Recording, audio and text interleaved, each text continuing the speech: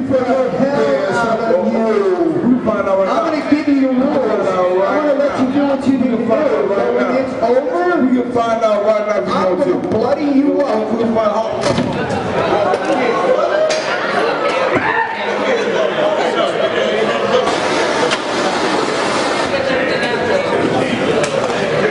Ken Shamrock here with MMAWeekly.com. Ken, how you doing tonight? Doing good, man. Doing really good now. Get my blood going again. Yeah, obviously you just had a real heated exchange with James Toney.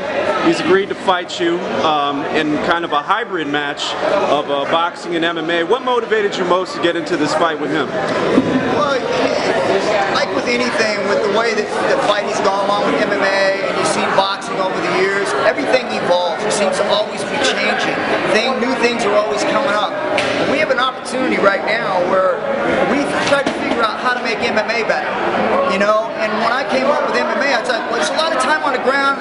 Guys aren't really trying to win the rounds. They're just trying to score points and get by. Not a lot of action. They're not really trying to go for submissions. There's a lot of stalling. I figured, well, we can do something to actually keep the fights going a little better. So, well, let's put a time limit in there. And then I got to thinking, wow, you know what? This might be an opportunity to really cross over and get strikers involved.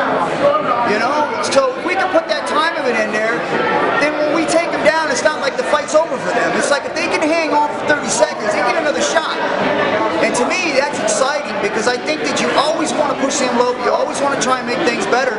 And I think this is groundbreaking. I think this is an opportunity where we can really, truly bring the two sports together and actually give them an opportunity to do something in MMA. Now, you know, I'm not sure if you watched James Toney's fight against Randy Couture, but if you did, what was your evaluation of that performance? Well, first of all, they put a guy in MMA who was a true striker and a true grappler, and he took him right down to the ground and never gave him an opportunity to really do anything in the match, which is what Randy does. So, you know, that's just what he does.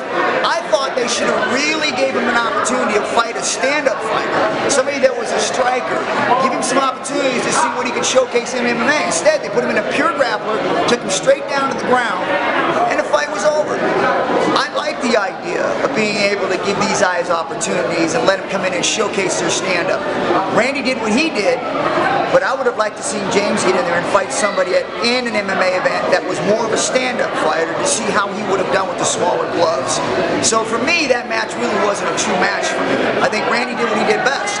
But you take a guy, take his shoes away, who's a true boxer, take everything away from him, put him in that show, of course that's going to happen to him. Do you think, though, since James agreed to fight in an MMA match with MMA rules, don't you think he should have prepared a little bit better for an MMA match and not just automatically expected, hey, I'm a boxer, you should stand with me? Absolutely, no question. But even if he would have prepared for a year, the same thing would have happened.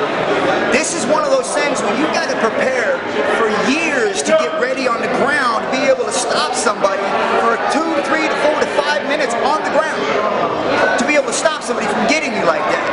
Now this is an opportunity with these rules to be able to bring the two groups together where they don't have to know a whole lot in the beginning.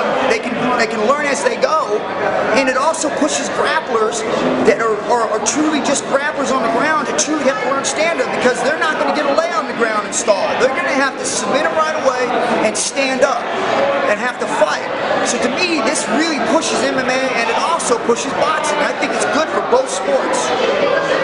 Now, a lot of people throw the phrase around, freak show fight. I mean, do you ever get any of that with something like this, or what's your thought on that? Of course, you know, this is one of those things where I've done it in Japan many times. It's happened here a lot in different things. It's called entertainment. Fighting is nothing but entertainment. No matter if you have the two best fighters in the world, or you have a couple guys who are legends in two different sports and they get in and fight each other, the bottom line is entertainment. Bottom line. And you're going to go in there and you're going to get the fight. But in this, it's something different where you get two guys from two different sports and you change the rules a little bit so you can actually make it a little bit more competitive, and it's entertainment. But yet, you're still going to get a fight. just as a prediction, what do you think is going to happen the night the two of you get into the ring or cage or whatever? I think James Toney is a true boxer. He's going to learn some stuff on the ground. But I think what he's afraid of is leg kicks, afraid of being taken down. So he ain't going to know whether I'm going to punch him in his face or whether I'm going to take him down. And when we do get into the clinch, he's not used to somebody like myself who can sweep him and take him down and hit him. So he's going to have to watch for everything I'm going to do. And I promise you this, just like I talked in this thing here, I will beat him up. I will punch him standing up. I promise you that. I don't care how good he is. I'll take him down a few times, but I promise you this, I will not end it quickly. I will beat him up.